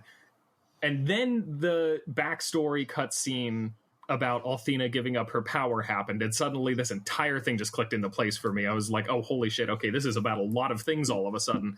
And it's kind of weird, honestly, how backloaded pretty much all the meaning in the game is. Like, the rest of the story up to that point sort of supports it, but it's amazing to me how little of how sort of unfocused it is up until right near the end. But you should play Chrono Cross. Yeah, I do need to play Chrono Cross, yeah. And admittedly, that's happened to me in some other games before, but usually it's because they're bad. Like, Beyond Two Souls made a lot more thematic sense to me right at the end, but God. That is not really a compliment to that game, frankly. It made it slightly better in my estimation, but that's, Anyway, so essentially what we've got going on here, and correct me if I get any of these details wrong, but my understanding of what happened in the backstory is essentially that this world has a god or a goddess rather, who essentially created it. Like, we get hints that in the backstory, Earth became uninhabitable for one reason or another, and so Althena made a certain area of the moon habitable and, put everyone on it, and that's like their whole situation. And Althena remained there, like, as a goddess, sort of ruling over everyone. And essentially what happened in the backstory of this is Althena, the goddess, recognizing that there was a lot of conflict caused over her favor and in her name, and she decides, okay, well, I don't like that, and you know what? I think that maybe my power belongs to the people, and I will give it to them by being reborn as one of them. So obviously there is a Jesus allegory here to one degree or another, God being born among man and all that sort of thing. But the main thing that's happening here, I think at least, is that the game is setting up this tension between theism and humanism. Theism being like the religious idea that there is a God, or more specifically in this case, monotheism, that there is one supremely powerful God. And humanism being, essentially taking that value that would be placed on a god and placing it instead on humanity, on like all the flaws and imperfections and good things about simply, humankind and being human. And it sets up this tension not only as like a religious question, but also as sort of a political and philosophical one, a question of authoritarianism versus democracy as well. The main struggle, like the entire thing that's going on here, the entire reason that there's shit happening in this story itself, is because Galleon saw this and was like, what are you doing? People can't govern themselves. They need someone to be in charge, or everything is going to go into chaos. Mm-hmm. And so, over time, well, yeah, that's the thing. We got Galleon here basically taking the side of authoritarianism, saying, like, what are you doing? No, they need someone to make their decisions for them because humanity kind of sucks. And so he does all of this to essentially reverse God's own decision to give her power to the people and become a god himself, because he thinks that people need that in order to like live successfully. And it's the entire rest of the game from that point is essentially Alex and his friends and Luna proving him wrong on that point. That, he's doing all of this to try and get that power of God back into the world, back into him specifically, so he can rule over everything. And there is a lot of hubris and hypocrisy inherent in his idea. Like, there's a point, where is it? It's in my notes. Okay, so there's a point where all the characters tell Galleon like how they can rule themselves and humanity will be better being in charge of itself or whatever. And he says concepts like the necessity of leadership are far beyond your childish comprehension, which sounded an awful lot to me like you'll get more conservative as you get older, frankly.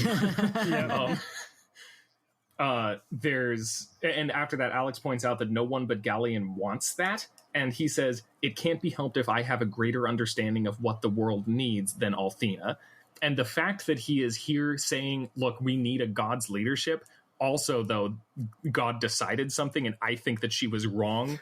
I would be better for this is, I mean, I think at least a very fascinating bit of hypocrisy that definitely sort of mirrors the way that a lot of the way that a lot of people in more corrupt religious settings certainly act and treat a lot of things. Yeah. But yeah, let's see. And just speaking of Galleon himself too, there's a bit where also sort of speaking to the religious aspect of this. After Galleon is defeated, Kyle says that he respects Galleon for having stayed true to his beliefs right up to the end, but the tragedy is that he could never bring himself to believe in anything except himself, and, quote, being the only right person in this world is in and of itself an impossibility, which was just a pretty cool little That's really cool. I missed that. That's really awesome. Yeah. And we essentially, like, the ending, this is the thing, is like, it's not throughout most of there, but once we get that backstory all the way up until the actual end, it does a bang up job actually making this work. Because the very ending scene where essentially Alex, who has spent his entire life wanting nothing more than to be the Dragon Master, than to have this power, gives it up in the end, because what matters to him isn't actually the power, it's Luna and it's his friends, it's the people, you know. And so there's this moment of literally and metaphorically doing the same thing that Althena did way back in the beginning, giving up both Luna and Alex's power to once again give that power back, you know, give up the idea of a deity ruling over everyone and give that power back to people instead. And I just thought it was a really cool, like, right near the end, it just really made sense to me. And I thought it was really awesome the way that it sets up this, in typical JRPG style, very literal, but also very representational struggle between theism and humanism, and between authoritarianism and a more democratic setup to just like how we believe the world can work. And I don't know, I thought it was really, really cool, actually. It took it a while to really become clear to me, but I think it did some cool stuff by the end with that. Yeah, no, that's neat. Also, fun fact: if you, or and by you I really mean more the listeners, will think that particular dichotomy and that very explicit tension between those exact two things is interesting, you might be interested in a video game that I made that I keep saying is going to be out soon. Because guess what? That's also the literal theme of that game, out soon. I'll show that more when it's actually out. I just thought that was really interesting. yeah. Oh, it's a game where you get to choose what happens, and you literally get to make the decision at the end of the game. Like, the choices are literally one or the other. It's like, which of those things do you want to go with, basically, which is really interesting. Cool. Love that game. I should beat it. It's not beatable on the copy that I have right now, but if it were, I would beat it. But more on that as it develops. But yeah, this game, it did the thing where, like, it's like normally I take notes for these games by taking screenshots as I play, especially when I'm playing on the Vita, because it's just long press of the PlayStation button and start takes a screenshot, so I can just, while I'm watching cutscenes, just keep taking screenshots. And like normally when I'm taking the notes, it'll be like, oh, I need to take a screenshot of this cutscene so that I know we talked to some dude on our way to blah blah blah, and that's all that matters. Is like we talked to some dude and we made our way over to blah blah blah. But this one, it's like no, they constantly are having things to say. In the end, it's like they're talking themes and not necessarily plot. So I'm like glazing over all of it, but it's like, oh no, this is important enough and phrased well enough, and they're talking about important developments enough that this could easily become the new theme of the game and be everything we're going from here. And so it's like they're constantly just revealing more and doing more and building on themey stuff more here at the end, where I probably took like 700 screenshots this week, and it's fucking ridiculous. But I found myself because I take notes as I go through this usually, but not all that closely. Whereas when I'm taking notes in preparation for a literary analysis video that I'm making, I take just ridiculous, copious notes, and I found myself slipping into that near the end here, just because there was enough stuff to actually like take note of that seems significant. Yeah. So. I want to chime in just very briefly because even though I said my game was largely themeless, and even having you explain it, I'm just like, yeah, no, my game just doesn't really have that. It does have a little bit, because partway through the game, I believe the second or third episode, I mentioned this a few times. I was like, wow, that's interesting. I wonder if they're going to follow up on that, and they never did. But most of the stuff they were following up on was basically humans being shitty. There was a lot of stuff about prejudice. There was a lot of really interesting stuff where you're like doing a black op for a guy. It turns out he was the bad guy. I guess that kind of undercuts it, but we didn't know that at the time. Like Vale is really sort of a weird sort of fascist state kind of in my version of the game, and it's very upsetting. And there's a lot of other interesting stuff too, especially in the front half of the game, which is just like a lot of like institutions and people being bad and weird. And again, the game doesn't develop that. But hearing you say that makes me realize that when you're doing that argument about, basically God versus humanity taking care of themselves, what you're really, Galen puts a little twist on it because he actually thinks that God was wrong and dumb. But generally, when you do that theme, it's like, it's not really about God. It's a referendum on humanity, right? Mm-hmm. It's like, if humanity's good, then we don't need God. If humanity's bad, then we do. Like, it's about where is our level of belief in humanity. And that's neat, because I think that even my version of the game gives a lot of reasons to not believe in humanity, right? And the reason also I thought of that, because we were talking about Chrono Cross before we started recording, during texting, and like, that's also Chrono Cross's thing, is like, this is a referendum on the goodness of humanity and how much hope we need to be willing to have in it, right? So yeah, it's cool. It's something, I think something I think about a lot. As Sam joked earlier, it's very timely. I think it's something I think about a lot, and I think it's something that it's cool that this game's about it. Yeah, and I think it's worth noting too, at like specifically applauding the game for, like, it's not very common that you come across this type of actual game remake, but most video games when they're remade are either HD ports or like from the ground up, but still exactly the same thing. Oh yeah, for the most part. So it's pretty rare to or whatever Final Fantasy VII remake was, where it was, but then also tried a weird meta thing that people either hate or love. But for the game to be like this, where it is the same, like in broad strokes, yeah, it's the same basic game, but for the most part, having not played the Sega CD version, but just hearing about it here and playing the other one, I feel like not only do I prefer most of the changes they made to the original, but I think that it's actually kind of impressive the lengths that they went to make small changes and small additions to really add and then strengthen this meaning that just wasn't really present originally. Like, it's very much, I feel like it was set up in the Sega CD version, but they went to a lot of work to really make it make sense and deepen the story on a significant level, and I think that is pretty cool. Like, you don't see that happen much. I can't think of a single example of something else that does that. It's really weird, and even aside from a thematic standpoint, I kind of want to play the other versions of the game now, because from a structural and formal just design standpoint too, it's just like, how odd to go into a remake project being like, we're actually going to make.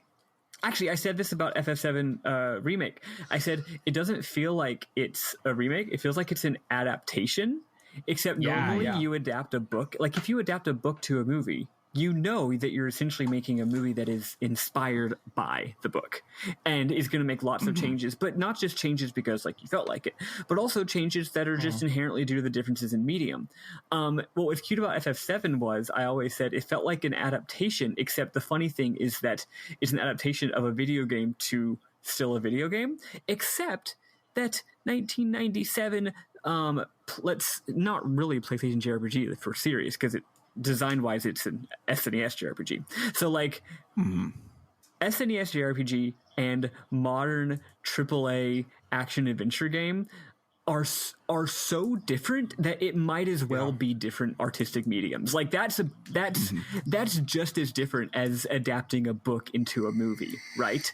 So it's like this is an adaptation of the fact that the original thing happens to be in the same medium doesn't really matter.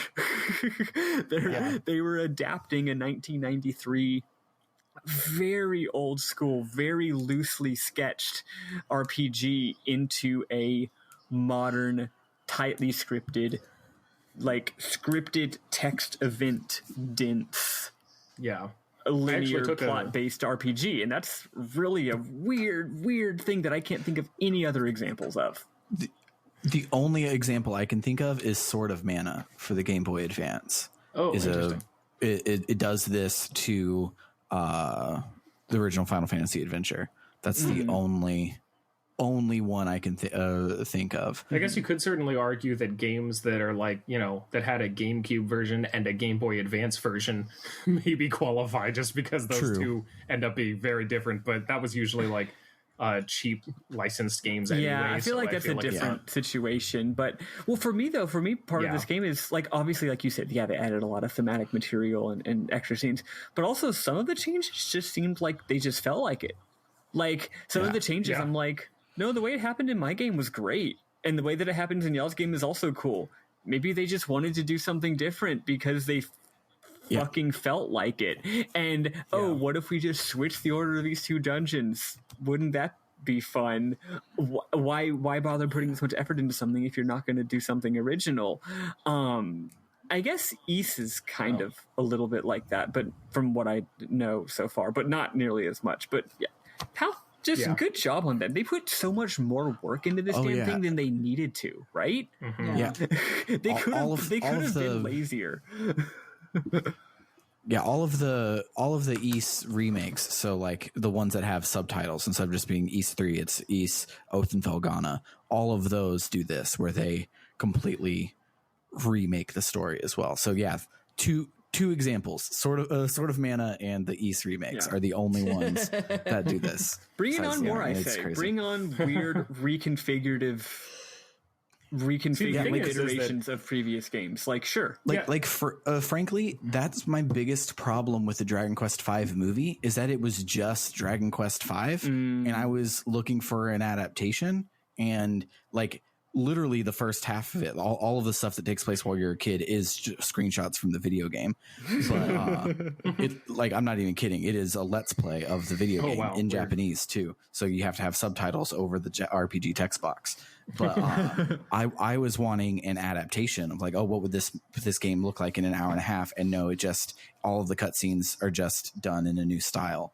And but like I would play if Dragon Quest 12 was just Dragon Quest 5 but big, I'd play the shit out of that. Oh yeah, like again, an adaptation of old school. Yeah. Well, actually, Sam, you're in luck, because that is Dragon Quest 11 is in many ways an adaptation of Dragon Quest 3.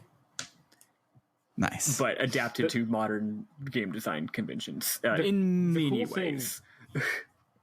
The cool thing about just this adaptation and remake conversation is that theoretically, like, adaptation is what remakes are anyway. Like, even within the same medium, that's sort of what it is. I've seen Taming of the Shrew, the Shakespeare play. I've seen that performed on stage just like the play was written to be, but taking place in the 50s, and it was exactly the same. Yep. It's just like the style and everything, and that story hits a little differently when it takes place in that society. I saw Romeo and Juliet, but in the modern day where there's teens, and there was they would some of the dialogue was reconfigured to like people texting each other, shit like that. It was really neat. Yeah. I saw an adaptation of Much Ado About Nothing that took place in 1920s gangster kind of. Yeah, that's cool. Prohibition era stuff. It was very neat.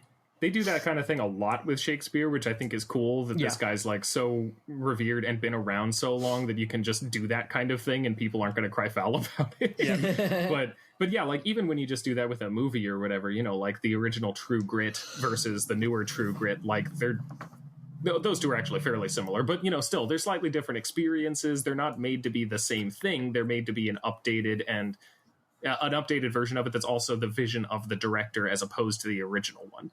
And I don't know, that's always adaptation in general is a fascinating thing to me. So I think it's really, really cool that they went a little more adaptive with this remake, because video games don't usually do that at all. My favorite kind of adaptation is when like the writer is trying to think of how to make the adaptation, and then and it's about this book about orchids, and then he gets the writer's block and he has this brother who might be in his mind but actually turned out he has a brother, and then he tries to find the person who wrote the book he's adapting, but then he gets all weird and obsessive about it, and he goes to Florida, and then he gets eaten by a crocodile. That's my favorite kind of adaptation. Shut up. Shut the fuck up. It's a movie called Adaptation. It stars Nicolas Cage, and it's really good. Oh, okay. Honestly, that sounded a lot to me like There Will Be Blood if it was alligators instead of like... Same diff. A little known fact, There Will Be Blood is also an adaptation of The Orchid Thief. PTA went in a really weird direction with it. Anywho, any last review-ish things to say about Lunar the Silver Star, or story, and or harmony, and or legend before we move on? I have nothing to say about that, but I wanted to say that I have been watching some of Negasam's videos, and they're really fucking good. Thank you. Your BioShock analysis is fucking fantastic. Like, and real good. I don't like the shoot 'em man games normally, but I agree that BioShock is one of the best games. And I really appreciated the analysis that you put into it, and like I played it on my YouTube channel that I haven't uploaded anything to for several years now, I think. But it's on there if you want to watch me bumble my way through it with a crossbow, because I'm a dumbass. But there was a lot of stuff that I missed while playing it, because like while I was paying attention, I was also trying to be entertaining at the same time. And so like getting to watch your video and seeing some of the stuff that I didn't totally pick up on, or, you know, that I would have to replay it in order to kind of get a better understanding of it. It was really cool. And I think you have a lot of good things to say about the games. So thank you very much. I'm glad you liked it. Thanks. Yeah. One more time, show yourself. Since we're on that topic, show yourself. One more time. One more time. Oh, me? Yeah. Yes. Okay, sure. Yeah. The show is called Games as Lit 101. It is at youtube.com/games as literature. But if you search Games as Lit 101 on there, you'll find it. I'm also on Twitter as at Games as Lit.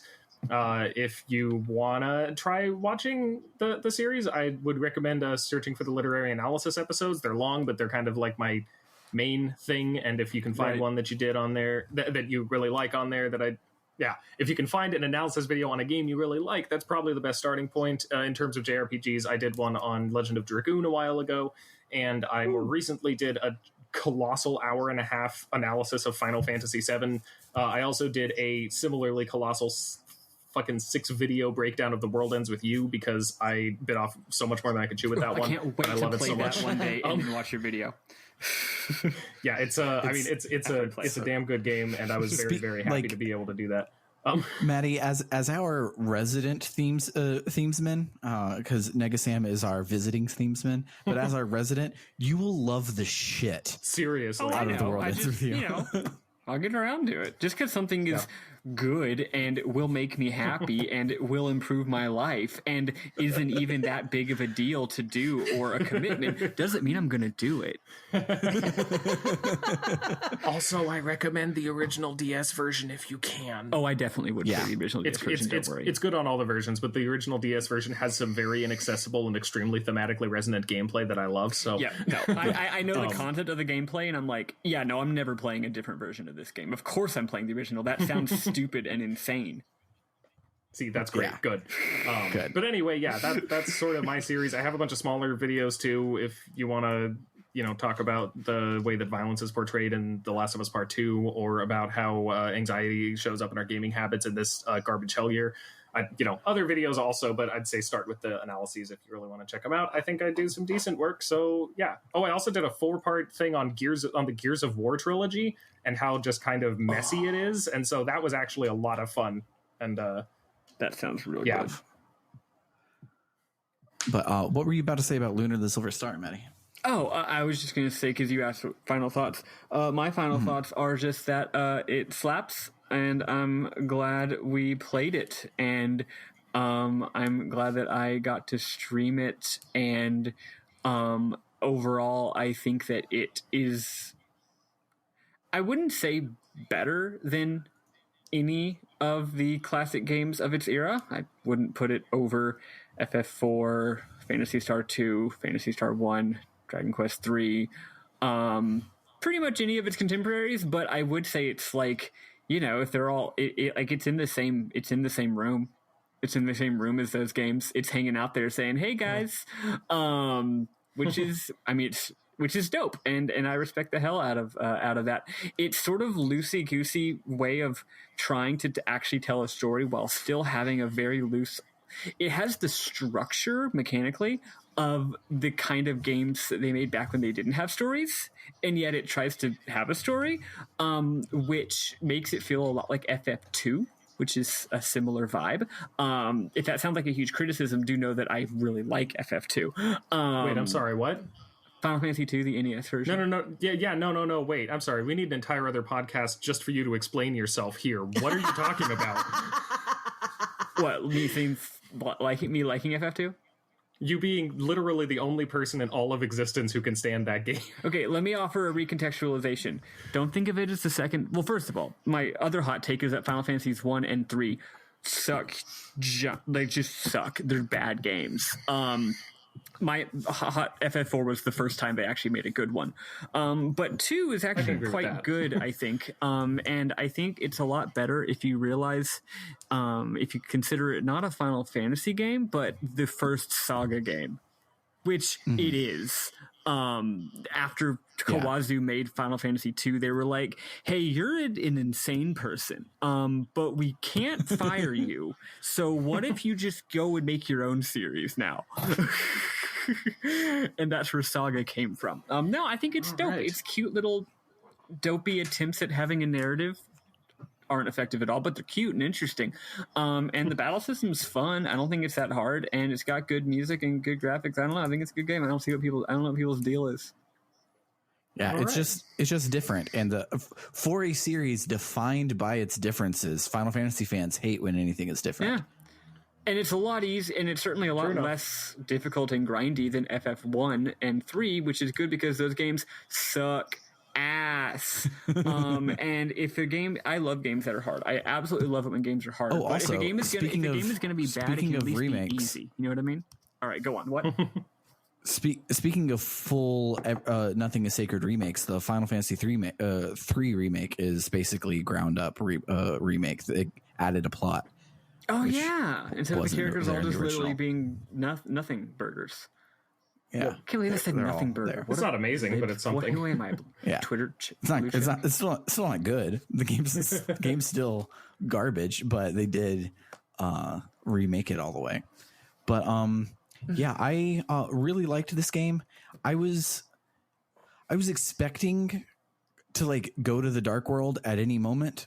And then the game was over. It's like it felt like we spent a whole lot of time on our main quest, and I'm so used to JRPGs being we do spend our time on the main quest in disc 1, and there are 4 discs, and I was expecting something else to happen, and it didn't, which is kind of nice. I know what you mean. But also, I kind of like the game was like 22 hours long. I could have dealt with a 30-hour long version of this game. It was 30 hours for me.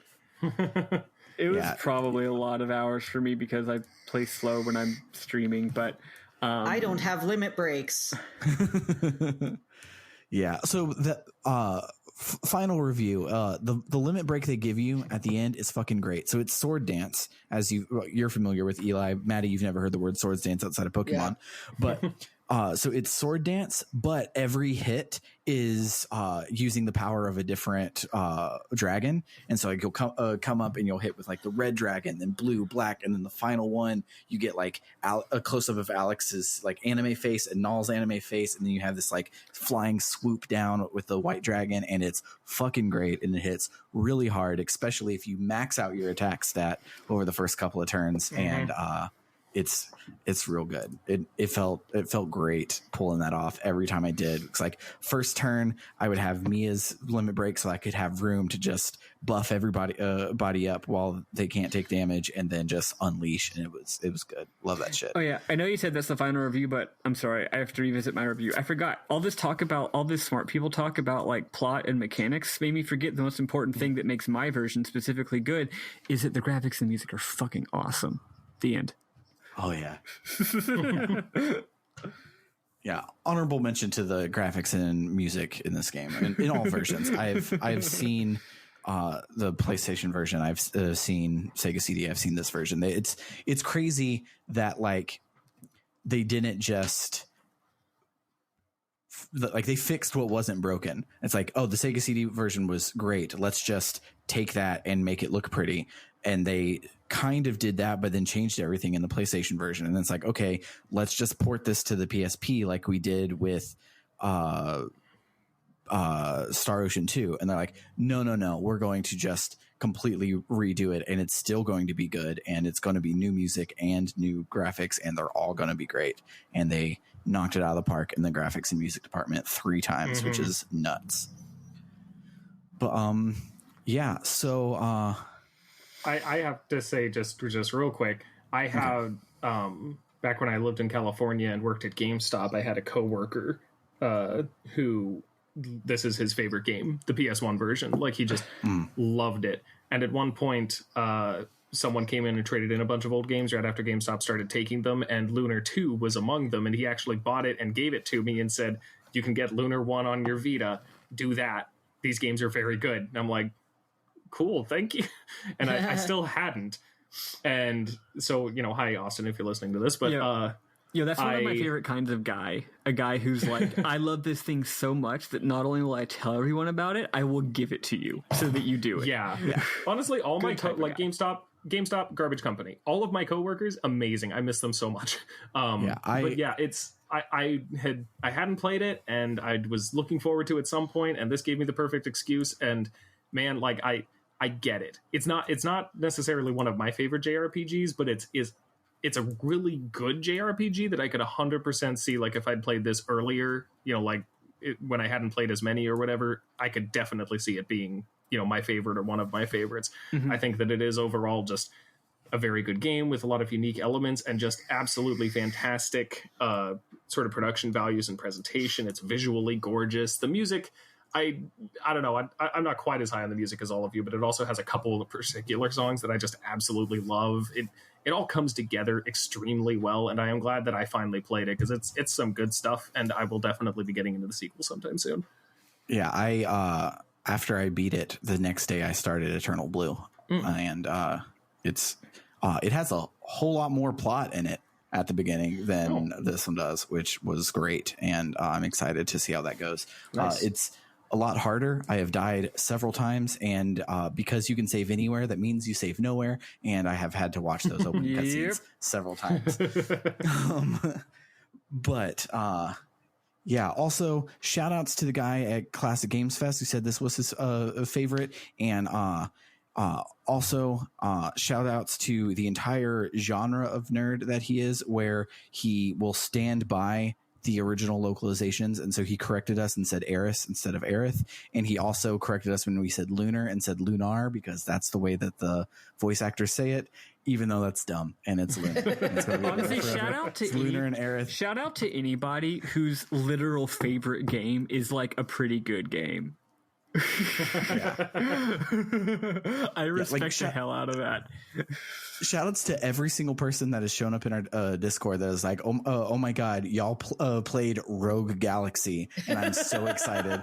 Like, that's the reason we did this podcast, and why we don't. Well, that's why we have one sellout game a year instead of just playing the hits, because like somebody's favorite game is gonna be the Sailor Moon RPG, and they're going to find us and they're going to be like, hell yeah, you guys rock. And that's who we're here for. What does it say about me that Rogue Galaxy was like the second thing of yours that I listened to when I found out about your podcast? One person's okay is another person's this is my favorite game.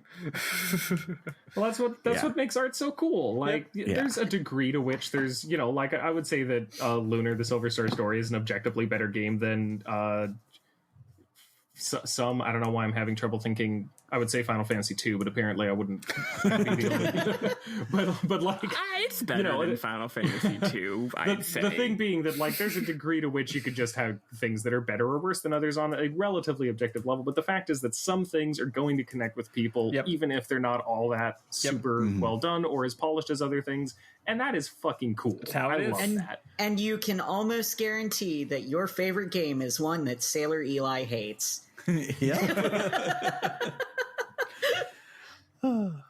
But speaking of weird bargain bin games that are somebody's favorite, I hate them already. We're going to be playing Septerra Core next, guys. Yeah. Oh boy, that has won. Shout outs to who was it? I think it was Benji Button Frazier, I believe. Scrolling up.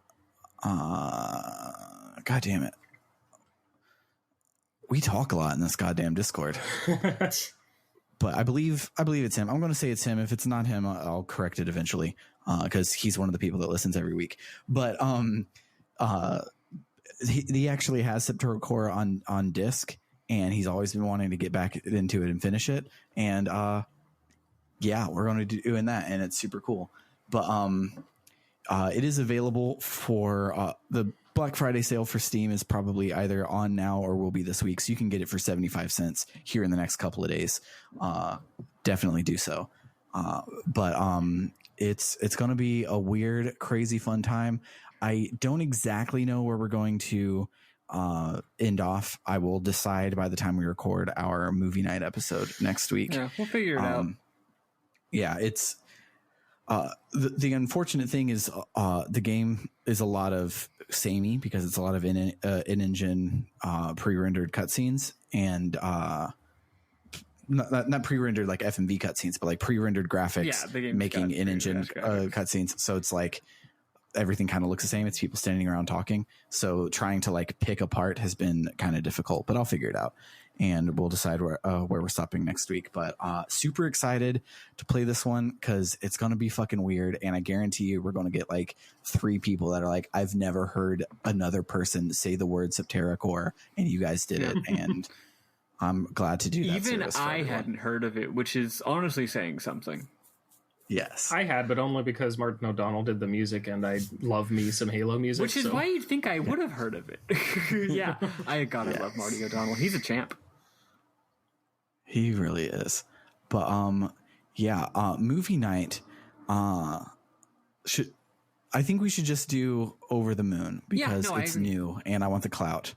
So we're going to do Over the Moon, Netflix's new movie about a literal moon goddess and a journey that a kid goes on it to the world that is on the moon, and it's about the power of love and friendship and not really, well, kind of authoritarianism and religion. So it's got a lot going for it, really. So it sounds more related to what we just played than our usual movie nights.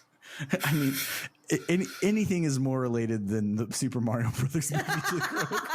Wait, what did you watch that after? Chrono Cross. Chrono Cross. It'll make sense when you play Chrono It had Cross. a surprising number of extremely surface level connections.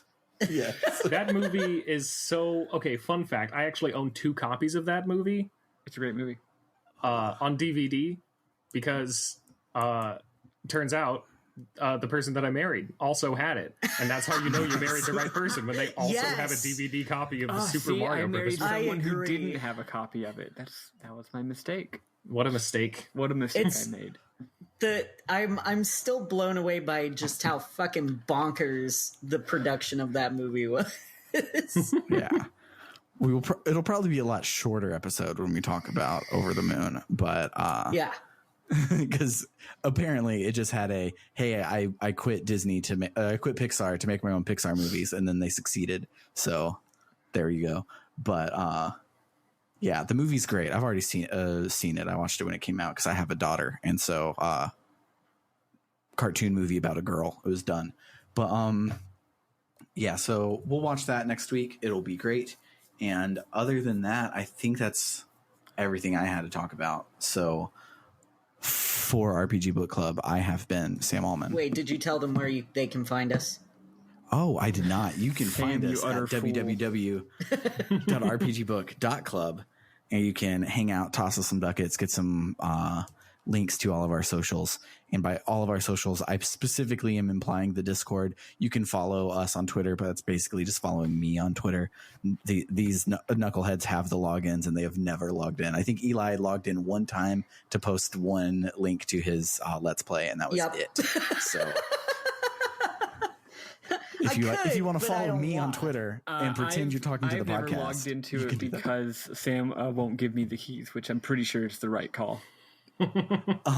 The keys are in the place all of the keys are, so you really just haven't wanted to. No, I'm just kidding. I was lying to saying Sam hadn't given me the keys, but I am saying probably a bad call letting me know that information. Well, if you want to follow us on Twitter before Maddy deletes it this week, before I get us canceled and or banned, you can find links to our Twitter at www.rpgbook.club. So also, can I just say thank you for having me on? This has been a whole lot of fun, and I will be glad to not have a bunch of JRPG that I need to play every week, because I really bit off a little more than I could chew with this on a scheduling level. But this has been a ton of fun, and you guys are great, and I am happy to have been on here. So thanks. I've also bitten off more than I can chew for the last 3 years, and yet I continue to do it. Mega appreciate Nega Sam you sticking with it despite biting off more than you could chew. I mean, you said you do it, and then you did it, and was super glad to have you every single week. Sorry for stealing all of your time, but you're welcome, because now it's going to feel like you have so much more time. Exactly. In comparison. So much more time to play Lunar Eternal Blue. Thank you so much for coming on. We really appreciate it. You were awesome. Yeah, it's been fun. Yeah, thanks for responding to my stupid Twitter thread and being serious about it. So I appreciate it. Hey, when people mention me on Twitter, I try to say hello. Nice. But yeah, this has gone on for way too goddamn long. I agree. So for RPG Book Club, I have been Sam Allman. I'm Elias Sailor Eli Warren. I have another speech I'm going to give that'll take about an hour, if that's all right with y'all. Just kidding. No, god damn it, Maddy. Call me Ishmael. Some years ago, never mind how many precisely, having nothing in my purse, I decided I'd see the watery part of the world. My name is Maddy Grace Webben, and that's it. And I am, for the last time, Nega Sam. You will see me next week simply as Sam Allman, because I will have taken him up. They'll have assimilated. Yes. Bye, everybody. Toodaloo.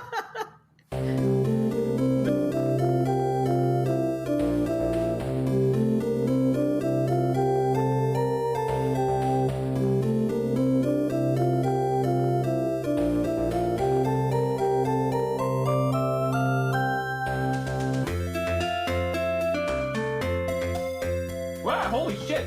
Sorry, I got a bug in here. Oh. Well. Like. No. Come on. like is it a creepy crawly or is it like He's got a glitch the in the FBI? programming. Working. Okay, so it's a cricket, but it's a weird kind of cricket that looks like a spider. So it's not very scary, but it always is it like is one fucking of those- terrifying to see. One of those big Jerusalem crickets or whatever they're called. No, not those things. Those things can all burn in hell. I hate them. No, this thing's fine. It just looks like a spider at first. I'm gonna take it outside real quick. Okay. I once saved my husband from a scorpion. That was exciting. That is exciting. Yeah, it was just chilling on our bathroom wall. Ken came out of the bathroom and he was like, Elias, we have a situation. And I went into the bathroom and there it was, just Washing my hands hanging out. too. Yeah, so I got a little like piece of construction paper and a cup, and I very gently put the scorpion in the cup, and then I tossed it outside. And I'm sure my neighbors were not happy with me for that. Oh, a scorpion! Holy crap! Those things are scary. Yeah. I've never had a problem with arachnids. Like, I think they're super fascinating. I am terrified of brown recluse spiders. Like, I will not fuck around with those As you guys. should They be. die. Oh, yeah, they can kill you. Yeah. I grew up in the country, and so there was at least one person with a brown recluse bite at all times throughout Oh, God, my high school same. career. Yeesh. And yeah, it's fucking horrifying. Like the fact that like you just get a gaping wound that you kind of have to scrape the dead tissue out of and fill with cotton balls until you're better. Oh, thank you for that, Emmett. Yeah, I've had a number of run-ins, not ending in my own injury, but still run-ins with both brown recluses and black widows as a person who grew up in rural South Texas. It's just like, yeah, that's a thing. It's like mortal terror, but also you just sort of get used to it. And you're just like, yeah, just be careful. Yeah, I didn't grow up with brown recluses, but plenty of black widows where I grew up, and it was always just like, no, you do not fuck with those. Do the non-country people in the room not like habitually shake out their shoes before they put them on if they weren't wearing them like yesterday? It's like, oh, these are my daily shoes. I don't care about these, but I haven't worn these shoes in like a week. There's a brown recluse spider in there. I have to shake it out and make sure that I'm there could be a spider in there. Well, I don't have shoes that are closed-toed anymore, but theoretically, yes, I understand the point. Yeah, I live in a city now, and no, I don't do that anymore. It's no spiders are scary. Yeah. But thankfully, this was just a cricket, so it had no. I was able to just catch it and put it outside, and I didn't die. So it was actually a brown Sam. recluse cricket. Yes. Sam, do you remember the plagues of crickets we'd get in the Blizzard office? Oh yeah. I had one fucking fall on my keyboard in the middle of work, and it scared the shit out of me. Like, it just came out of nowhere, landed on my keyboard as I'm typing, and I screamed. Maddy, did you ever go into Pinland during cricket season in Waco? I lived in Pinland. Yeah. Though I Did don't you ever go up on I actually don't fourth floor? crickets. Oh, no, of course not. Why would I go on the fourth? Why would I go above the first floor, frankly? I mean, I had to live there. That's why. Well, I know, but I'm saying I didn't, so why would I? the like the hallways and like the roof access and everything was just thousands of crickets. It's wild. Oh my god. But anywho, Boy, I do not miss Pinland. Yeah, me neither. I do miss Midnight Waffles. Midnight Waffles is kind of the best thing that's ever happened in my life. Oh, I miss but, Pinland cafeteria was fine. I just don't miss Pinland the living space. Yeah, no. But living in Pinland, the living space meant you were minutes away from Midnight Waffles. That's true. So you could decide at 11, I'm going to get Midnight Waffles tonight and go and get it. And it was Oh, God, the nearest Waffle House is 20 miles away from me. ew. Yeah, I'm sad because you made me want Waffle House. Yeah, sorry about that. Anywho, clean break because I'm cutting out all the bug stuff. So, Aww. That was good. I mean, good it is content. good. It's going to go be my post credit scene for this week, but I'm cutting it out of right here. Good plan.